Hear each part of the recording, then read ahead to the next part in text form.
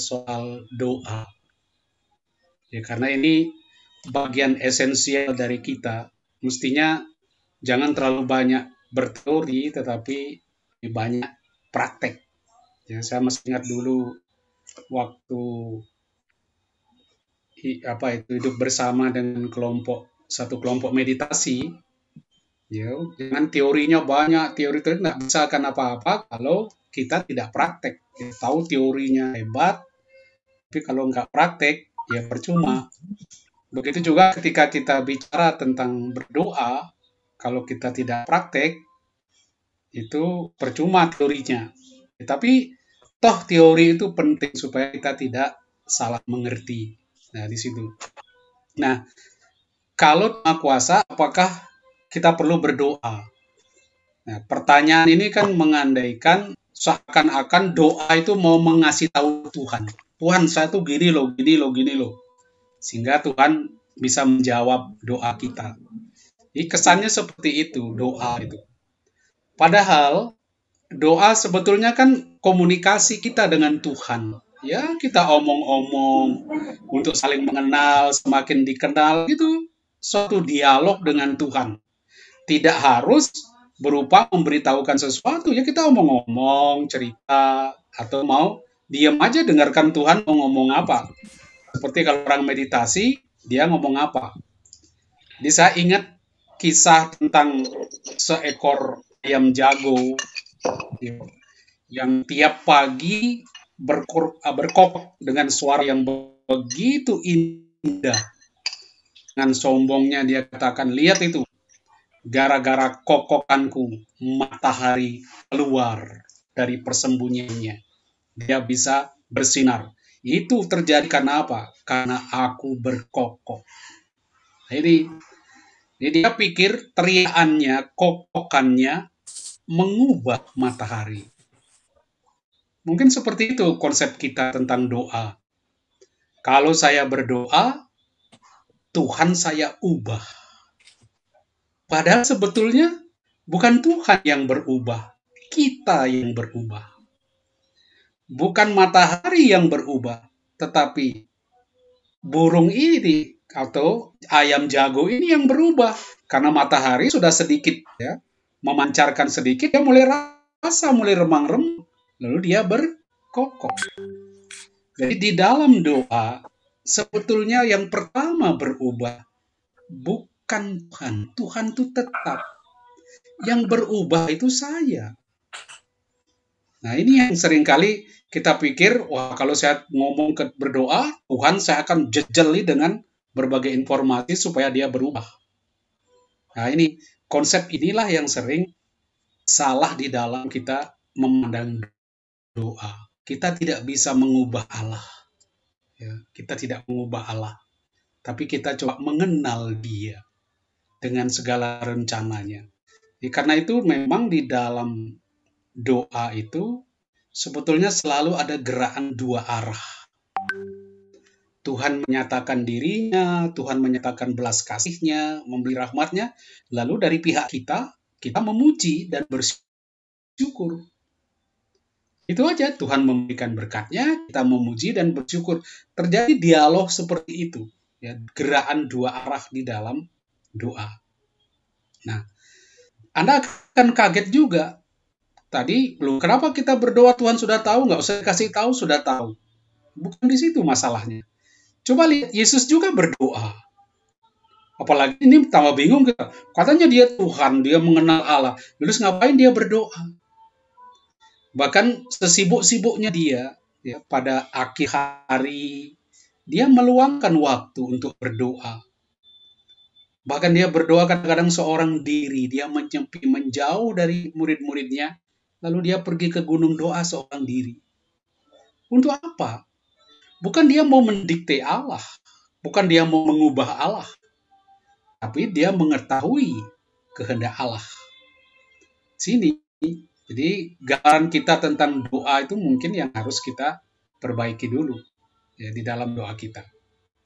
Nah, kita akan semakin memahami bahwa doa itu bukan menjejeli Allah dengan informasi ketika kita tahu jenis-jenis doa. Ya, ada doa oral. Jadi doa oral tuh ada teksnya, kita tinggal baca. Nah, ini kadang-kadang doa ini hanya mulut kita yang teriak-teriak. Ya, kadang-kadang hati tidak masuk. Oleh karena itu, habis doa oral, kadang-kadang kita capek. Kecuali kalau kita bisa masuk betul-betul di dalam doa itu secara bersama-sama, kita bisa rasakan getarnya.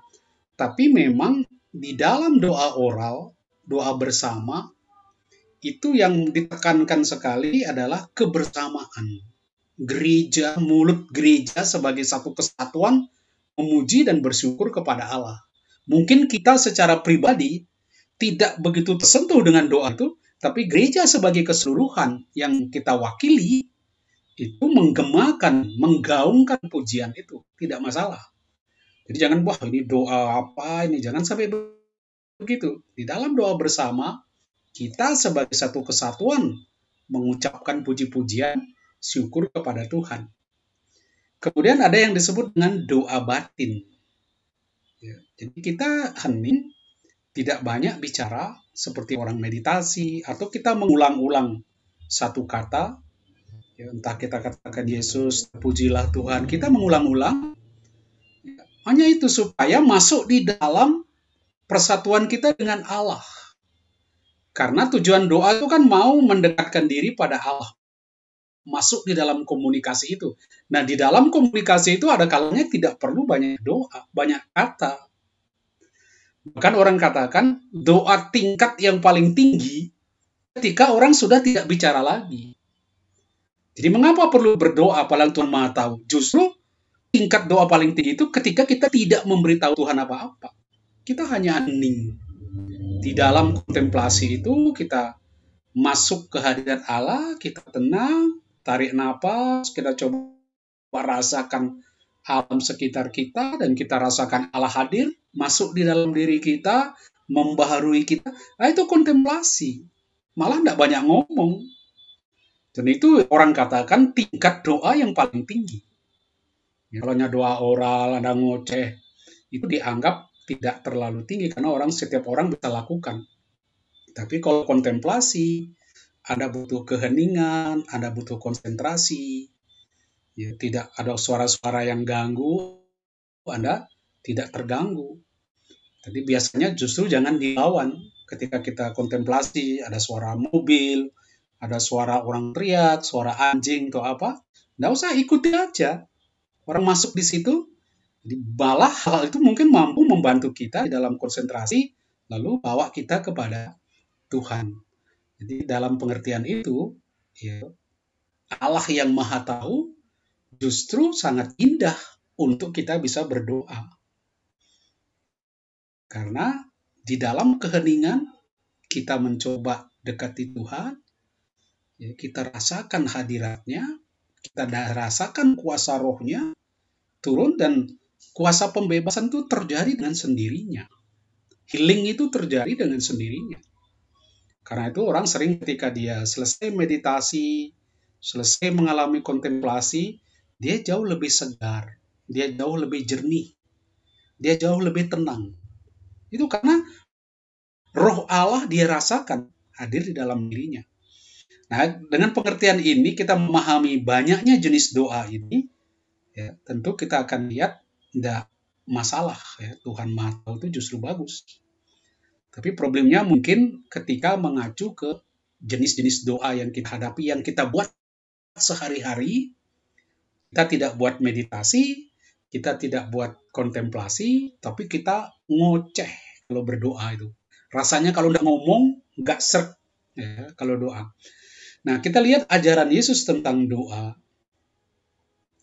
Ketika Yesus mengajar kita berdoa, perlu hati-hati. Pahami baik konteksnya. Karena ada kalanya Yesus mengatakan, kalau kamu doa, masuk ke kamarmu, diam. Di lain kesempatan dia berkata, kalau kamu berdoa, katakanlah begini, mintalah maka kamu akan diberi. Datanglah serukan kepada Tuhan. Sampai sekarang kamu tidak pernah berdoa, berdoalah dalam namaku. Para murid kan kaget. Wih, sampai sekarang kamu tidak pernah doa ini. Berdoalah dalam namaku. Nah, ini banyak diajarkan cara-cara doa oleh Yesus, dan itu tergantung konteksnya. Dalam konteks apa, lalu dia merasa model ini yang perlu bagi kalian. Kalau kalian terlalu ngoceh di dalam doa, Yesus katakan, udah kok jangan bertele-tele. Tapi ketika mereka tidak pernah memohon sesuatu, diem aja, tidak ada reaksi apa, Yesus katakan, mintalah, maka kamu akan diberi. Ketuklah, maka pintu akan dibuka bagimu. Itu yang saya katakan, cara berdoa itu banyak sekali. Kita tidak boleh terpaku hanya dengan satu cara berdoa. Karena Tuhan bisa didekati dengan berbagai cara. Mana yang paling cocok untuk kita? Situasi mana yang paling cocok untuk kita? Ikuti itu. Nah, ini saya beri contoh misalnya ya. Di Matius 6 ayat 5-13, Yesus katakan, lagi pula dalam doamu, jangan kamu bertele-tele. Seperti yang kebiasaan orang yang tidak mengenal Allah. Konteksnya apa? Dia kok bisa ngomong begini, ini apa? Lihat. Mereka menyangka bahwa banyaknya kata-kata doanya akan dikabulkan. Saking banyaknya doa, Tuhan akan diubah lalu kabulkan doanya. Konteksnya apa dia berdoa mengatakan begini? Karena para murid mau dia bandingkan dengan orang-orang Farisi dan ahli-ahli Taurat. Konteksnya di situ. Hidup keagamaanmu, hidup rohanimu harus lebih tinggi dari mereka. Kalau engkau jadi murid saya, kamu harus tingkatnya lebih tinggi dari mereka. Di bidang apa? Misalnya di bidang kerohanian, misalnya di bidang doa. Apa yang dilakukan oleh orang Farisi? Mereka kalau berdoa, bukan betul-betul mau mencapai kesatuan dengan Tuhan, tapi supaya dipuji orang, supaya dilihat. Nah ini, kan motifnya nggak bagus. Nah kalau kamu seperti itu, terus buat apa kamu berdoa? Nah inilah konteksnya, mengapa dia kemudian katakan, jangan bertele-tele. Karena orang Farisi kalau doa bertele-tele, bahkan sebisa mungkin supaya dilihat orang, supaya didengar orang. Wih, dia orang saleh ya, doanya hebat didengar. Nah ini, Yesus katakan bukan itu tujuan doa. Engkau mendapat pujian. Engkau sudah mendapat pahala dalam doamu. Nah, dalam konteks itulah dia katakan, sudah jangan banyak ngomong, masuk ke rumah. Kunci di dalam kamarmu, lalu doa aja Bapa kami. Bapa kami di surga, dikuduskanlah. Nah ini caranya sederhana. Karena apa? Mau membandingkan dengan orang Farisi yang banyak ngoceh untuk dipuji. Ini konteksnya di situ. Kalau kita baca ajarannya. Karena dia ingin kita lebih baik dari mereka. Jadi, konteks semua yang dia katakan di ajarannya ini, di khotbah di bukit ini, dia mengatakan apa? Prinsip utamanya, lakukan dengan sukarela, dengan sukacita, bukan untuk dilihat orang, bukan untuk mencari pujian. Biarlah Tuhan yang membalas engkau. Tuhan yang memperhatikan engkau. Sebenarnya ini idenya. Karena itu sebenarnya bukan hanya dalam doa, dalam memberi sedekah, dalam berpuasa. Semua di situ diajarkan di sini. Karena itu di dalam konteks doa ini dia katakan jangan bertele-tele. Jangan lalu diartikan kalau doa tidak usah ngomong banyak-banyak. Ya. Jadi kalau mimpin doa ya sudah doa, ayo kau mimpin doa, Tuhan terima kasih sudah menyertai kami, selesai, tidak usah panjang-panjang. Ya. Nah, jangan diartikan seperti itu. Ya. Ketika kita melihat atau membaca setelah membaca teks ini, lihat konteksnya apa. Kemudian ini lihat cara Yesus mengajar. Jangan engkau seperti dilakukan orang munafik. Tekanannya di situ, jangan munafik di dalam berdoa. Mencari pujian bagi diri sendiri. Nah, kemudian kalau kita lihat pentingnya doa, luar biasa di dalam tradisi Yahudi. Ada doa-doa khusus orang ulang. Jadi kenapa kita hanya punya kebiasaan berdoa, ada doa di Katolik biasanya ada doa Angelus ya, ada doa Ratu Surga, kemudian ada doa pagi. Kenapa kita rutin melakukan itu seakan-akan seperti mesin ya, ada formal. Tidak apa-apa, jangan dipikir kamu cuma kayak mesin saja doanya. Enggak, ada doa model begitu, ada doa yang kontemplasi dan sebagainya. Ada doa khusus setiap jam 3, ya doa kerahiman. Itu ada nilai-nilai tertentu. Doa itu kesetiaan kita, ketekunan kita, itu juga dinilai di situ di dalam doa. Ya. Ini lihat, orang Yahudi ketika dia berdoa Sema yang dia ulang ini, tidak ada satupun mau ngasih tahu, malah memuji Tuhan. Dengarlah hai Israel, Tuhan itu Allah kita, Tuhan itu Esa, kasihanlah Tuhan Allahmu dengan segenap hatimu, dengan segenap jiwamu, dan dengan segenap kekuatan. Ini bagi mereka doa Shema ini penting sekali yang harus mereka ulang-ulang. Doa bukan mau menginformasikan Tuhan, tapi malah menginformasikan kepada diri kita, mengingatkan kita siapa Allah itu. Yaitu di dalam komunikasi kita dengan Allah, malah di dalam doa kita menyadari siapa Allah di dalam kehidupan kita. Lihat ini doa ini. Jadi bukan menginformasikan sesuatu kepada Tuhan. Baik, sekarang ini di prinsip Yesus ini apa? Jangan dilihat orang. Itu tekanannya. Biar Bapa saja yang tahu.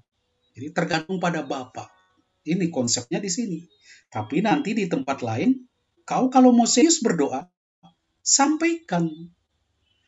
Jadi mengapa dia kadang-kadang minta supaya kita mengucapkan? Karena mau menunjukkan kesungguhan kita meminta sesuatu. Di dalam doa, kita minta kehendak Tuhan yang jadi. Itu yang kita inginkan, bukan kehendak kita. Jadi isi permohonan kadang-kadang melaksanakan rencananya. Biar kehendak Allah terjadi, bagaimana kehendak Allah terjadi? Ketika Allah mewujudkan kehendaknya lewat kerjasama dengan saya. Jadi ketika saya katakan jadilah kehendakmu, ya saya sebetulnya mau berkomitmen mengikuti kehendak Tuhan. Jadi kalau habis berdoa saya katakan jadilah kehendakmu lalu saya marah-marah, nah itu bukan kehendak Allah yang jadi, itu kehendak saya. Itu ketika kita mohon jadilah kehendakmu, saya bertekad mewujudkan kehendak Tuhan. Itu seperti makna dari seruan kita di situ, bukan Tuhan lalu hajar sikat semua orang yang melawan dia, bukan di situ. Kita minta roti yang secukupnya, lalu kita minta ampun. Ya ini kita minta ampun bukan berarti Tuhan sudah tahu kita berdosa. Tidak usah minta ampun, dia sudah tahu kita mau minta ampun. Tidak bisa, ini harus ada kesungguhan. Ya, sama seperti kita, ya, misalnya kita sebagai orang tua, kita tahu anak kita butuh A, butuh B, butuh C. Tapi kita tidak langsung kasih dia. Kita tunggu dia menyampaikan, Pak, saya butuh ini, saya butuh ini. Nah, dia menyampaikan. Karena penyampaian itu juga menunjukkan pengakuan kita kepada yang memberi. Sekaligus juga menunjukkan kesungguhan kita, bahwa kita sungguh-sungguh membutuhkan. Kalau saya membutuhkan, enggak apa-apa. Nah ini, akhirnya kita nggak mohon. Nah, apalagi di dalam doa, misalnya kita doa novena, sampai 9 kali. Maka seringkali doa ini mujarab. Karena dia disampaikan dengan kesungguhan, sampai diulang 9 kali. Bahkan waktunya pun serius. Betapa dia bersungguh-sungguh. Betapa dia benar-benar membutuhkan. Itu ungkapan dia. Allah yang melihat kesungguhan kita, tentu juga menghargai kesungguhan itu. Bukan dia tidak tahu, dia tahu kita butuh ini. Dan walaupun kita tahu dia butuh, kan tidak harus dikasih. Sejauh mana kebutuhan itu benar-benar dia butuhkan. Ini, kan ya saat tadi seperti anak-anak kita tahu dia butuh baju, kita tahu dia butuh sepeda, dan sebagainya. Tapi kan lihat dulu dia minta enggak. Kalau dia minta, apalagi mintanya berkali-kali. Nah ini kan dia sungguh-sungguh membutuhkan. Dan dia serius dengan apa yang dia minta. Sehingga ketika kita mengabulkan, ya kita bisa misalnya, ya nanti kamu kalau bisa belikan ini nanti gini ya, pakai gini ya. Dia serius, dia akan lakukan. Kalau tidak, kita hanya kasih gitu. Apalagi, saya tahu kau butuh ini, kasih. udah ini kasih. Dia kurang menghargai apa yang diberikan itu. Nah, inilah kita kan. Nah, jika kamu mengampuni ini, lihat soal pengampunan misalnya. Ya. Kemudian kita juga minta supaya menang dalam cobaan. Jadi saya katakan tadi, mintalah maka akan diberikan kepadamu. Carilah maka kamu akan mendapat. Ketoklah maka pintu akan dibuka bagimu. Ini penting kita nyampaikan sungguh-sungguh.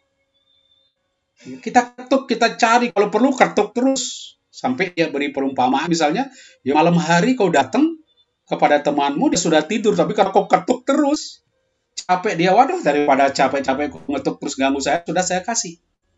Ya dia mengungkapkan itu bagaimana si pemohon ini menunjukkan urgensinya, kesungguhan dia, dan dia betul-betul mau kejar di situ.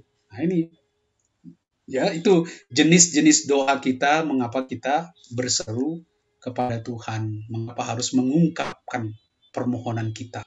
Ya, harus jelas. Jadi kalau bisa permohonan itu jelas.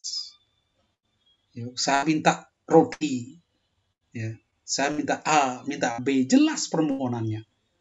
Tapi ketika kita katakanlah kita berdoa, Tuhan, saya mohon supaya saya diberikan ketentraman. Kan tidak jelas ketentraman itu, kan umum sekali. Akhirnya kita tidak merasakan di dalam doa kita atau habis doa kita, kita tidak punya gerakan di dalam diri kita, apa yang saya wujudkan? Apa yang akan saya lakukan untuk mewujudkan ketentraman itu? Karena doa kita sendiri nggak jelas. Apa yang kita harapkan juga tidak jelas. Ya kan?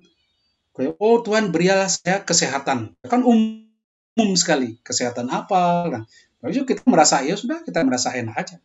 Tapi ketika misalnya Anda sakit encok, Anda sakit mata, Anda sakit gigi, nah itu doa itu akan menjadi lebih terarah. Oh ini, Tuhan saya minta gigi saya disembuhkan, saya minta jantung saya kau jamah. Jadi dia terfokus di dalam doanya. Nah ini yang seringkali kita tidak lakukan terlalu umum. Ya, karena itu Allah, walaupun dia maha tahu, dia ingin kita tunjukkan kesungguhan kita. Ya, secara eksplisit menyampaikan hal yang demikian. Ini.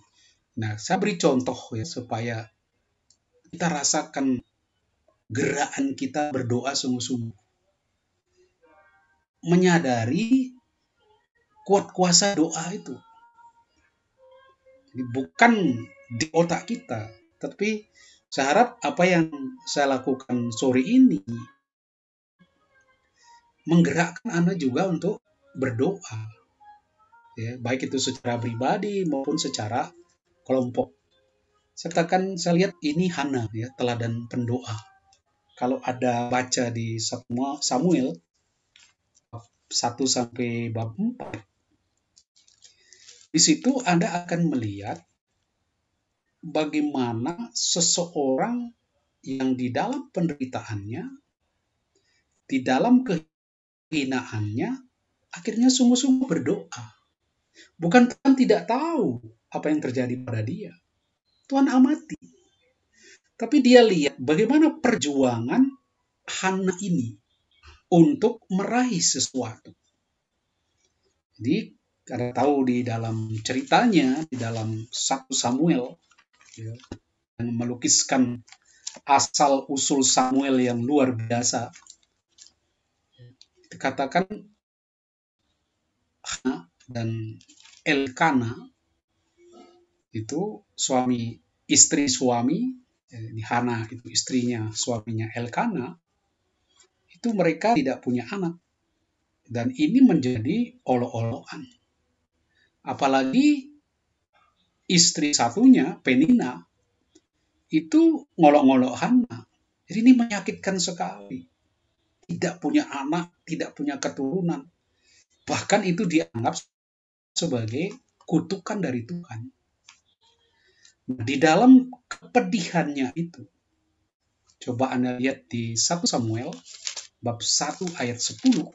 Kalau kita baca di dalam Alkitab, walaupun saya sudah kutip di sini, di dalam screen ini, Dia katakan begini, ya, pada suatu kali setelah mereka habis makan dan minum di Silo, berdirilah Hana, sedang Imam Eli duduk di kursi dekat tiang pintu bait suci Tuhan.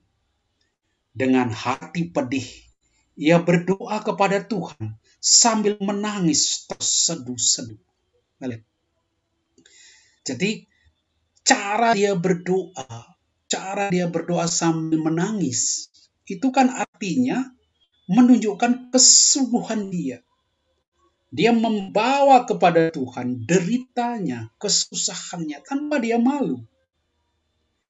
Nah, karena itulah Tuhan lalu memberi jawaban atas segala persoalannya ini. Ya. Lalu apa? Jangan dia bilang begini, besok saja kalau kamu sudah beres, baru saya gini. Jadi ini kita lihat apa yang terjadi pada Hana. Dia langsung bawa persoalannya kepada Tuhan. Dia tahu kesulitannya ini ABC. Tapi apa? Dia bawa pertama itu kepada Tuhan. Apa ini deritanya itu? Ya, lain dengan kita. Ini saya kadang-kadang ya di dalam perjuangan kita, ya sudah tidak bisa apa-apa, ya sudah, karena tidak bisa apa-apa ya sudah doa saja. Nah, ini. Jadi cara berpikir kita acap kali, meskipun saya katakan tidak selalu. Tapi banyak orang berpikir ketika sudah mentok nggak bisa apa-apa, sudah ke dokter diobati nggak bisa, ya sudah kita doa saja. Atau sudah berbuat sudah berusaha gini ya, melakukan usaha nggak berhasil, ya sudah kita doa saja. Nah itu seakan-akan doa itu jalan terakhir. Jalan terakhir. Bukan kita masukkan ke awal. Saya mau membuat suatu rencana ini, Tuhan saya mau buat ini, saya mau buat A. Bukan kita duduk dulu. Tuhan saya mau buat ini. Apakah ini berkenan padamu? Cobalah berikan aku petunjuk. Cobalah berikan aku inspirasi. Apa ini yang harus kukerjakan? Bukan setelah kerjakan gagal-gagal baru ya sudah Tuhan gimana harus mentok. Bukan itu. Jadi jangan menempatkan doa itu seakan-akan titik akhir. Ya, yang itu yang sering kita lakukan. Hanya gara-gara sudah nggak bisa, ya sudah. Daripada nggak bisa apa-apa, sudah Tuhan aja bereskan. Ini. Jadi itu seakan-akan gongnya aja Tuhan itu. Ya, jawaban atas keputusasaan. Nah ini. Nah, Hana ketika dia menyampaikan itu dan dia berkali-kali menyampaikan itu, kita lihat di ayat 11, ini kesungguhan orang ketika berdoa sampai dia bernasar. Kemudian bernasarlah ia, katanya. Jadi nasar ini untuk mengungkapkan kesungguhan dia. Saya katakan di sini ya, dia berkata di ayat 11, Tuhan semesta alam, jika sungguh-sungguh engkau akan memperhatikan sengsara hambamu ini, dan mengingat kepadaku, dan tidak melupakan hambamu ini, tetapi memberikan kepada hambamu ini seorang anak laki-laki, maka aku akan memberikan dia kepada Tuhan untuk seumur hidup, dan pisau cukur tidak akan menyentuh kepalanya. Ini di dalam doa, kesungguhan kita seringkali terungkap lewat nazar. Sampai seperti itu. Kalau kau mau sampai ini Tuhan, saya akan gini. Ya Yakub itu juga sungguh ya, seperti melakukan ini judi dengan Tuhan. Kalau gini nanti saya gini. Ya, itu hanya untuk menekankan keseriusan kita. Nah, ia ingin memberikan yang terbaik bagi Tuhan. Apa yang dilakukan oleh Hana. Saya akan berikan. Bukan sisa-sisa yang dia berikan, tapi apa yang kau berikan kepada saya ini akan saya persembahkan kepadamu. Ini disumbangkan untuk Tuhan. Tapi jangan lupa, di dalam doa, mungkin kita pernah lakukan. Kita bernasar, tapi setelah bernasar, kita lupa. Setelah dikabulkan, kita lupa. Kita bohongi Tuhan. Ya sudah syukur Tuhan sudah selesai, nasarnya dilupakan juga. Nah ini nggak boleh. Ketika bernasar, ya sudah kita penuhi. Ya, maka di gereja misalnya di dalam gereja Katolik saya sering lihat ada ucapan terima kasih atas terkabulnya doa novena Tiga Salam Maria. Itu kan ada orang berdoa, dia sungguh-sungguh, dan ketika dia berdoa, saya akan beri kesaksian bahwa doa saya dikabulkan. Nah, dia sampaikan itu. Itu memenuhi nazar kita ketika kita memohon. Lalu di sini, dia katakan di ayat 12, perempuan itu terus-menerus berdoa. Ini tidak putus-putus. Jangan baru 3 kali doa. Waduh, nggak dikabulkan. Saya sudah berapa kali doa. Jadi merasa nggak didengarkan, lalu putus asa, nggak mau doa lagi. Mungkin kita tahu, kita pikir Tuhan tidak mendengarkan, padahal yang sebetulnya yang tidak mendengarkan itu kita. Yang tidak memperhatikan itu kita. Karena baru 3 hari kita belum begitu tajam melihat apa yang Tuhan sampaikan kepada kita. Jadi belum apa-apa, sudah putus asa. Doa nggak dikabulkan, percuma. Ini Hana memberi kita teladan, dia terus-menerus berdoa. Bahkan di sini, dia curahkan hatinya dengan tulus. Ini, di dalam doa betapa perlu kita rendah hati, mencurahkan ya, saya baca biasanya. Tetapi Hana bukan Tuanku, aku seorang perempuan yang sangat bersusah hati. Anggur ataupun minuman yang memabukkan tidak kuminum, melainkan aku mencurahkan isi hatiku di hadapan Tuhan. Janganlah hambamu ini seorang perempuan dursila, sebab karena besarnya cemas dan sakit hati aku berbicara demikian lama. Ya. Nah, ini Eli yang dengar itu, dia sangat terharu dengar ya, apa yang dilakukan oleh saudari Hana ini. Jadi betul-betul dia tumpahkan itu dan dia berdoa dengan rendah hati. Jadi Anda ingat apa yang dilakukan oleh orang Farisi dan pemungut cukai. Ya. Itu sering juga ungkapan model doa kita. Ya. Saya politikus juga pernah berdoa. Ketika dia berdoa, bukannya dia doa dengan tulus mau memuji Tuhan, mengharapkan ini, tapi di doanya itu dia selipkan bagaimana kerinduan dia, kritik dia terhadap seseorang. Nah, ini kan susah. Doa jadi ajang untuk mengkritik orang. Ya Tuhan, saya mohon supaya si A ini nanti melakukan pertobatan. Tuhan, kau jamah dia supaya dia tidak lagi begini, begitu. Itu kita seperti mau atur orang dalam doa kita supaya dia nanti tambah kurus, dia tambah gemuk. Kita mau olok dia karena dia terlalu gemuk dan sebagainya. Nah, ini kan susah. Jadi tidak ada ketulusan di dalam doa. Malah doa menjadi kesempatan untuk menyerang orang. Walaupun ya dalam tanda petik diembel-embeli dengan kata doa. Nah, ini hati-hati di situ. Jadi doa bukan kesempatan untuk balas dendam atau orang. Ini maka perlu sekali dengan rendah hati kita mengungkapkan isi hati, curahan hati kita. Itu yang kita dapat teladan dari Hana di situ. Kemudian di ayat 20 kita temukan apa yang Hana minta itu terkabul. Maka setahun kemudian mengandunglah Hana dan melahirkan seorang anak laki-laki. Ia menamai anak itu Samuel sebab katanya, aku telah memintanya dari Tuhan. Nah, ini bahkan namanya pun diberi Samuel. Ya. Jadi ini dia dengan sadar bahwa ini adalah Tuhan yang memberi. Begitu permohonannya terkabul, dia langsung mengucap syukur pada sebagai pengakuan bahwa ini bukan dari dia, bukan dari kehebatan dia, tapi pemberian ilahi. Nah, syukur ini adalah persiapan untuk menerima berkat selanjutnya. Jadi mengapa penting sekali kita bersyukur? Karena sebetulnya konsep syukur itu artinya minta lagi. Dalam tanda petik. Jadi kalau Anda memuji Tuhan, cukup terima kasih ya, terima kasih. Artinya secara implisit nanti kasih lagi. Iya. Itu. Karena ini enak, menyenangkan saya, penuh sukacita. Itu semacam sebuah indikasi saja Cara untuk menyampaikan sesuatu antara syukur, pujian, dan permohonan itu memang beda tipis sekali. Anda memuji, Anda meminta, itu hampir sulit dipisahkan.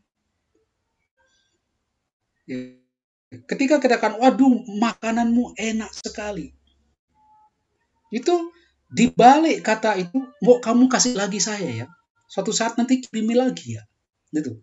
Walaupun ya saya katakan bahwa kita punya pikiran seperti itu, tapi bagi orang yang menerima itu tersirat di situ. Dia suka memberi Anda. Dia puas. Dia juga merasakan sukacita ketika memberi. Orang yang menerima penuh sukacita dan penuh syukur. Ini otomatis itu ya. Maka saya katakan tadi, bersyukur itu hampir sama dengan minta lagi. Saya beri contoh kepada Anda. Saya dulu ingat, nggak tahu saya pernah cerita nggak kepada Anda. Saya dulu ingat waktu di Milan, saya membantu di sana, lalu pasturnya bilang gini, karena pasturnya itu tidak makan malam. Dia hanya makan siang di restoran besar, tapi pagi sama malam dia tidak makan. Lalu saya katakan, pastor saya nggak bisa begini, saya malam harus makan. Dikatakan, ya sudah terserah kamu mau makan di mana, minta sama umat di situ. Terus saya katakan, lalu kosternya beritahu saya, ini aja, pasang siapa yang mau undang kamu makan. Lalu dipasang di pintu gereja, lalu dibuat daftar 1 bulan siapa yang mau undang saya makan. Nah, singkat kata, daftar itu penuh, saya diundang makan. Nah, orang yang pertama ngajak saya makan, tanya, kamu suka apa? Nanti ingin di apa? Saya bilang, terserah kamu makan apa, saya pokoknya makan. Saya bilang, saya nggak nuntut apa-apa. Mau dikasih apa, saya makan. Saya bilang, untuk malam aja. Nah, karena dia tahu saya orang Indonesia, maka dia siapkan itu sejenis nasi ya. Jadi risotto di dalam bahasa Italianya itu risotto, jadi nasi ada cendawan, bukan bermacam-macam aja. Tapi soto itu dia paling banggakan karena dari Indonesia. Nah, ketika kami makan, itu yang datang banyak. Mereka undang ini, ajak makan rame-rame, masing-masing bawa makanan. Tapi ada risotto. Saya karena lihat nasi ya sudah terkenang sedikit Indonesia, walaupun nasinya lain. Gitu. Nah, saya puji dia, wah risottomu enak ya, mengingatkan saya dengan Indonesia sebenarnya. Anda tahu, yang diundang besok, yang mengundang saya besok makan, ada waktu itu di sana, dan dia dengar pujian itu, tahu, besoknya dia siapkan lagi risotto. Muncul lagi risotto. Lalu orang ketiga, ada lagi risotto. Apa saya katakan, sudah cukup, jangan risotto terus. Nah, saya mau katakan kepada Anda, ketika kita menerima, kita bersyukur, memuji, orang yang kita syukuri, orang yang kita puji, itu bahagia ketika dia memberi. Dan di situ, dalam arti tertentu, bersyukur itu artinya minta lagi. Tapi coba Anda memberi orang, tidak dipedulikan, tidak ada rasa terima kasih, tidak ada ucapan apa, walaupun mungkin kita tidak betul-betul ingin dia begitu, tapi kan merasakan orang ini tidak ada rasa respect, tidak ada rasa terima kasih, dia senang atau tidak kita nggak tahu. Itu akhirnya apa ya, sudah nggak usah dikasih lagi, kita nggak tahu dia suka atau tidak, jangan-jangan dia tidak suka maka dia tidak ngomong apa-apa. Nah, seperti itu sikap yang demikian ya. Maka lihat Hana, dia langsung berdoa di situ. Kemudian lihat kuasa doa itu luar biasa. Ketika kita lihat apa yang terjadi pada gereja purba, bagaimana gereja awal itu bisa berkembang, sebetulnya kuncinya itu mereka bisa membuat mukjizat, para rasul merasakan sungguh kuasa Roh Kudus.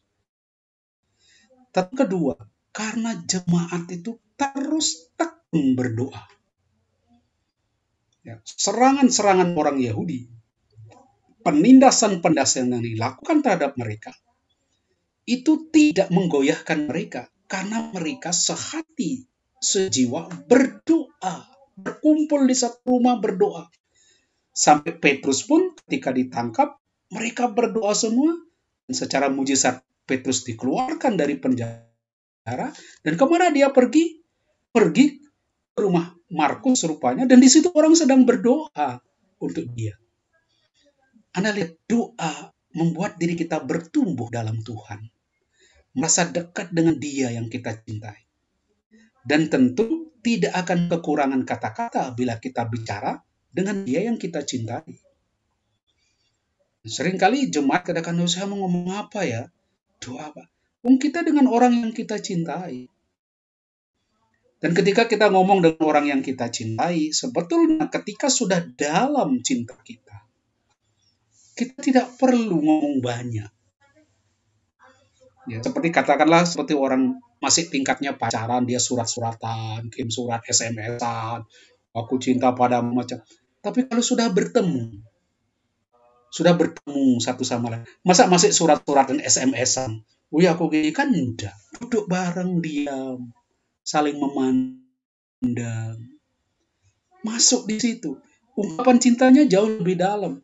Masa masuk nulis-nulis lagi, aku kamu gini, puji. Tidak ada gunanya banyak. Itulah doa yang makin dalam ketika dia bertemu dengan Tuhan. Dia memandang di situ, dia mendengarkan. Ya secara langsung di situ. Nah, itu pengalaman di situ saya kira melihat bagaimana efek sebuah doa itu. Jadi setiap orang yang percaya untuk keluar dari berbagai macam kesulitan harus di situ. Ngomong kepada Tuhan. Percaya akan kuat kuasa doa itu. Ya, ini sering kita ragu-ragu, nggak enak minta terus. Bukan, minta juga saya katakan nanti sebuah pujian. Lihat. Doa orang benar bila dengan yakin didoakan sangat besar kuasanya. Petrus berhasil diselamatkan lewat suatu mujizat yang merupakan jawaban selepas penjara itu karena doa. Lihat. Dan setelah berpikir sebentar, pergilah Petrus ke rumah Maria, ibu Yohanes, yang disebut juga Markus. Di situ banyak orang berkumpul dan berdoa. Dan ketika mereka sedang berdoa, masih di dalam suasana doa, datang Petrus yang dilepaskan secara luar biasa oleh Tuhan. Petrus yang dipenjara, umat tak bisa apa-apa. Tapi mereka hanya mampu berdoa. Percaya kuasa Tuhan akan membebaskan dia. Dan ini terjadi. Nah ini kadang-kadang kita ragu-ragu dengan kuasa doa. Ya masa saya akan bisa berusaha sendiri. Ya, Tuhan nanti terakhir aja kalau udah tidak bisa. Bukan di situ tempat posisi doa. Bukan kita mau ngasih tahu Tuhan gini. Tapi tunjukkan keseriusan kita kepada Tuhan. Nah, ini saya beri banyak sekali kata-kata bagus tentang doa ya kepadaku pada waktu kesesakan. Aku akan meluputkan engkau dan engkau akan memuliakan aku.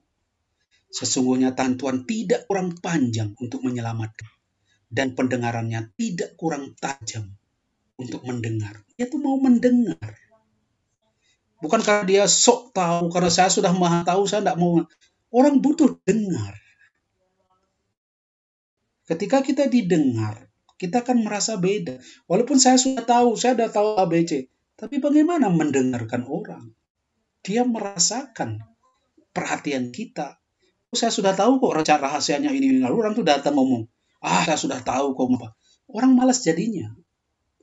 Tapi ketika kita tidak sok tahu, kita mau dengarkan. Seperti Allah, dia tidak sok tahu. Dia maha tahu, tapi dia tidak mau sok tahu.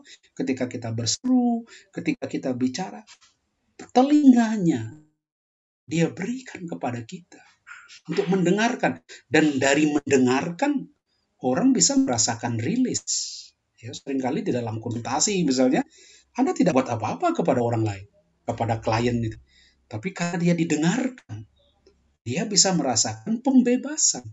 Hanya karena didengarkan. Nah inilah mengapa kita harus minta, mengapa kita harus berseru kepada Tuhan. Nah, ini yang tadi kita belajar dari Hana, harus ada percaya. Hendaklah ia meminta dalam iman. Dan sekali-kali jangan bimbang, sebab orang yang bimbang sama dengan gelombang laut yang diombang-ambingkan kian kemari oleh angin.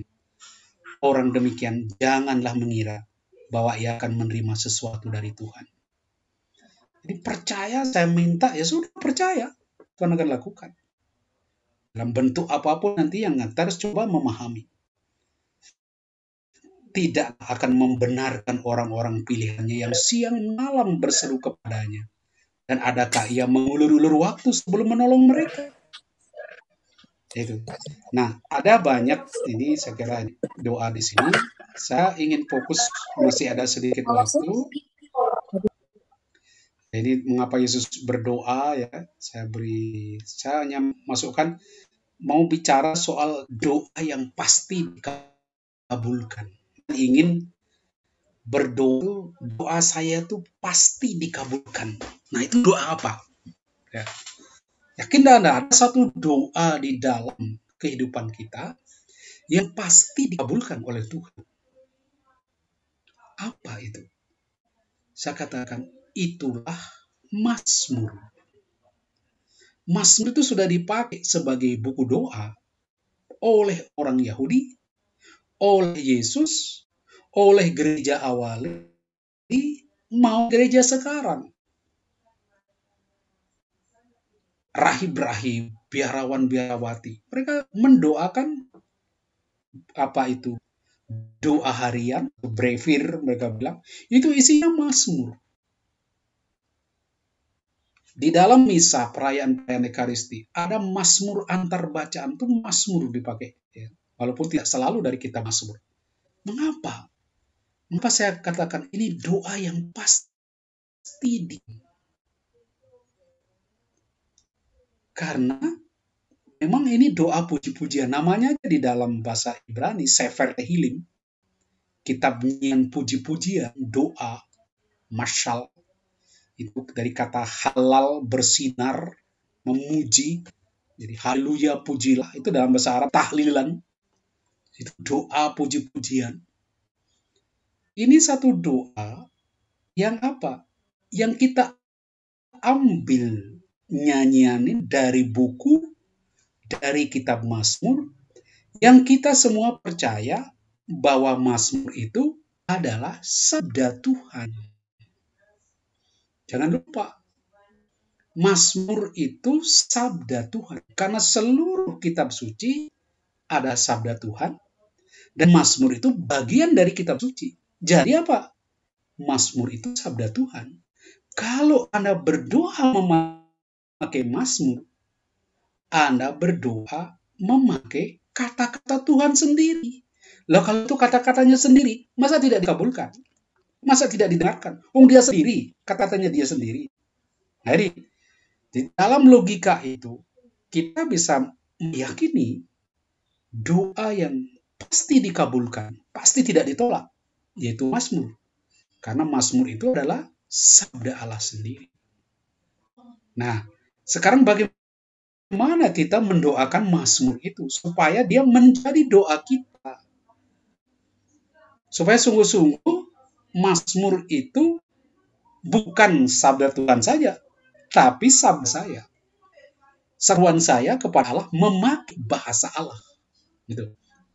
Nah, di dalam teks kalau kita baca, ya, Mazmur itu sebenarnya bagaimana manusia mengenal Allah dan terhadap penyataan diri Allah itu. Itu sebetulnya inti doa itu di sana. Allah menyatakan dirinya, lalu saya menyatakan reaksi saya kepada Allah. Maka tidak jauh berbeda dengan iman. Karena iman itu jawaban kita kepada penyataan diri Allah. Maka doa itu selalu di dalam iman. Karena kita mau melihat, menemukan Allah di dalam kehidupan kita. Mau melihat penyataan dirinya. Karena itu apa reaksi kita ketika Allah menyatakan dirinya sebagai yang berbelas kasih, yang peduli, maka muncul ini, pujian dan syukur. Dan permohonan. Ini tiga ini selalu di dalam doa. Dan kalau saya katakan, ini sulit sekali dibedakan.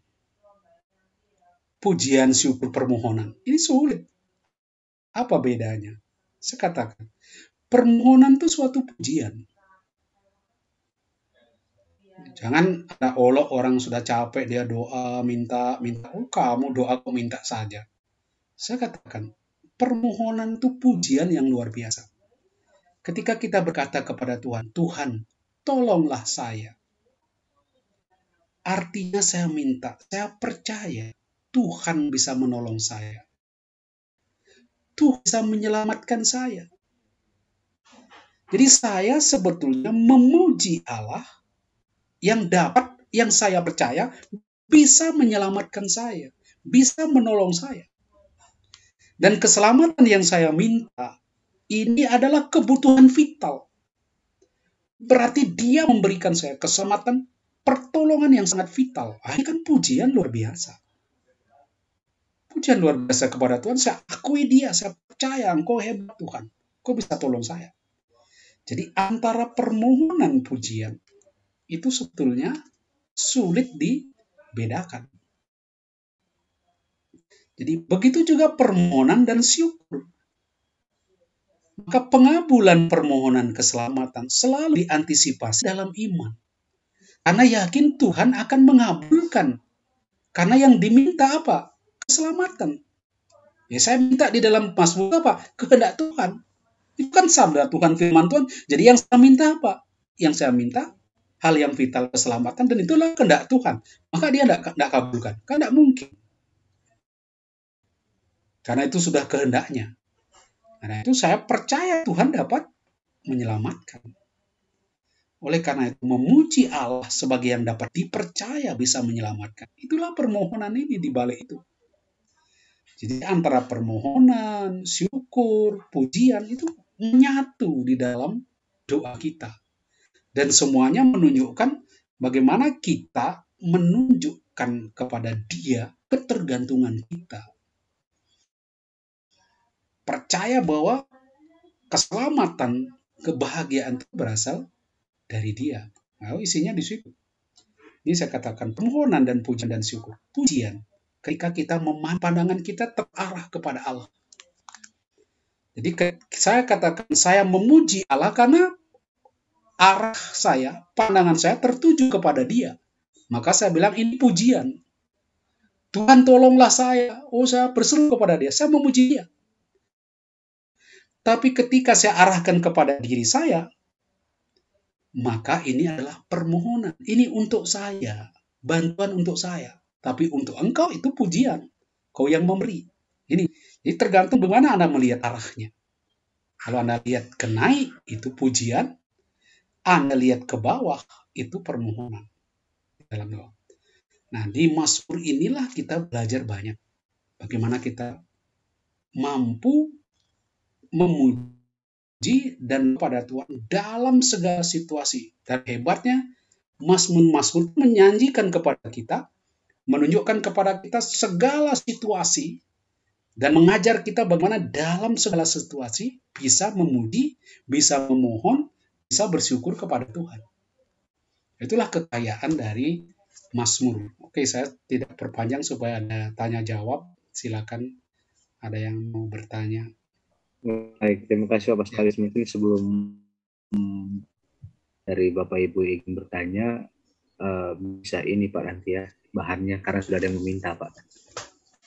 Ya, oke, baik Bapak Ibu, mungkin ada yang ingin bertanya, kami persilahkan bisa raise hand bila kesulitan meng-unmute atau bisa Bapak yang mau beri kesaksian, ya, pengalaman. Karena ini temanya kita persekutuan, mungkin bisa ada yang kesaksian, silakan berkaitan dengan ini. Baik, Ibu Yemi, Ibu Diaken Yemi, silakan Ibu. Ya. Terima kasih. Mungkin sebelumnya Bu bisa memperkenalkan diri terlebih dahulu Bu, biar kita bisa mengenal lebih tahu lagi. Ya, salam. Salam Pak. Salam. Ya, nama saya Yemi Kahyatahau. Saya salah seorang diaken di GKS Gereja Kristen Sumba, Jemaat Injung Cabang Laitena. Saya tertarik dengan materi malam hari ini, dan yang menjadi pertanyaan saya, kalau misalnya doa bukan untuk meminta supaya merubah karakter seseorang. Terkait dengan doa syafaat, bagaimana? Yang sebenarnya itu yang bagaimana begitu Pak?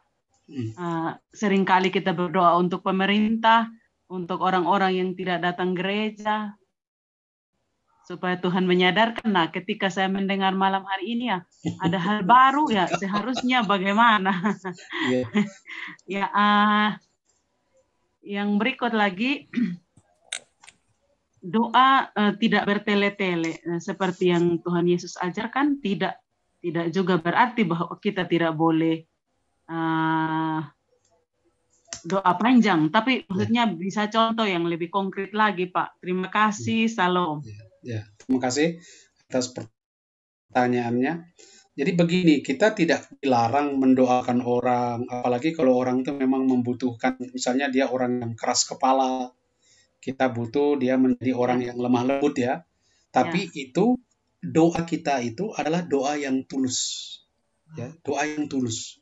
Bukan doa yang dendam, bukan doa karena didasari oleh iri hati, oleh rasa benci.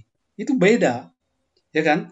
Kalau kita mendoakan seseorang, wih kurang ajar dia tadi tuh ngapain sama saya? Oh, Tuhan kau jama dia itu dia kurang ajar dia begini. Nah, itu enggak beres. Tapi kalau kita tulus mendoakan, saya tahu dia membutuhkan ini. Saya tahu dia kesulitan di dalam karakternya. Misalnya dia orang yang suka berzina. Zina itu kan sulit ngajarkan dah. Tidak bisa kekuatan manusia sendiri. Nah itu saya bantu dia, saya doakan dia. Tidak apa-apa. Itu motif kita. Apa yang mendorong kita mendoakan dia. Jangan sampai doa kita adalah bentuk kritik kepada orang lain. Kan beda. Mengkritik orang lain atau mau menjatuhkan orang lain dengan menghidupkan orang lain, membangun. Itu berbeda. Cara kita doa juga berbeda. Mungkin tempatnya juga, ya, situasinya juga bisa kelihatan. Ya. Kita bisa lihat ini orang ini maunya doa apa. Itu kentara, Bu. Jadi saya kira semua orang bisa rasa. Kalau orang secara psikologis tahu, oh ini ada sesuatu lah dia berdoa seperti itu. Nah, saya kata tadi kuncinya kemurnian kita, ketulusan kita. Apakah doa itu memang untuk sesuatu yang baik, ya, untuk keselamatan dia dan bukan didasari oleh dendam. Gitu. Jadi itu beda. Kedua, yang pertanyaan tadi yang bertele-tele, ini kan Yesus katakan bertele-tele itu dia sebetulnya di luar konteks. Kita doa ngocehnya ke sana kemari, putar ke sana kemari, sengaja dipanjang-panjangkan supaya apa? Orang dengarkan, orang lihat. Gitu. Apa yang dilakukan oleh orang Farisi itu sebenarnya di situ. Pakai apa tuh tali yang keluar panjang itu sengaja ditunjukkan. Mungkin otaknya nggak di doa itu, tapi sengaja ya, olor-olor gitu. Nah ini yang nggak benar. Tidak dimaksudkan untuk komunikasi dengan Tuhan. Tapi apa? Supaya dilihat orang. Oh, supaya dikagumi orang. Wih, pinter sekali ya dia doa ya. Bahasanya, katanya indah sekali. Wow, itu. Wih, dia bermain dengan kata yang muluk-muluk indah. Nah, itu. Jangan sampai kita doa itu di otak kita itu yang muncul sebelum kita berdoa. Wah, saya tak atur siapkan doa yang indah. Nah, itu udah lain, ya, yang bertele-tele di situ. Ya.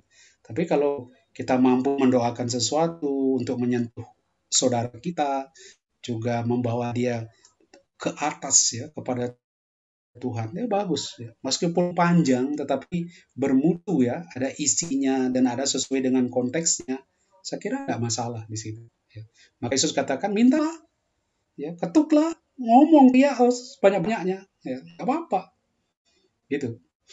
Tapi lihat, maka saya katakan tadi lihat konteksnya Bu. Jangan sampai kita orang sudah lapar ya, doa panjang, doa makan panjang sekali. Orang sudah nggak tahan mau lihat nasinya, nggak makan ya. Itu. Jadi kita kadang-kadang lihat lihat situasi, ya, lihat itu kondisi supaya jangan menjadi sesuatu yang bertele-tele. Ya, gitu. ya. Ya. Makasih Pak. Ya.